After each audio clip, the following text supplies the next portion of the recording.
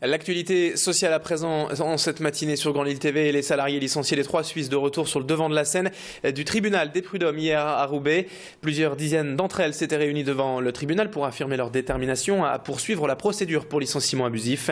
Avec l'arrivée du e-commerce depuis plusieurs années, l'entreprise de Croix réalise désormais 70% de son chiffre d'affaires sur Internet et a donc décidé il y a quelques mois de fermer les 35 espaces 3 Suisses. Des magasins conseils pour les clients avant de passer commande.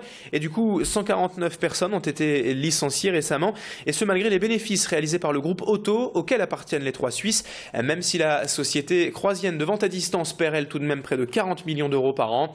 Depuis ces licenciements, 75 ex-salariés auraient été reclassés selon la direction, mais cela ne suffit pas pour les syndicats.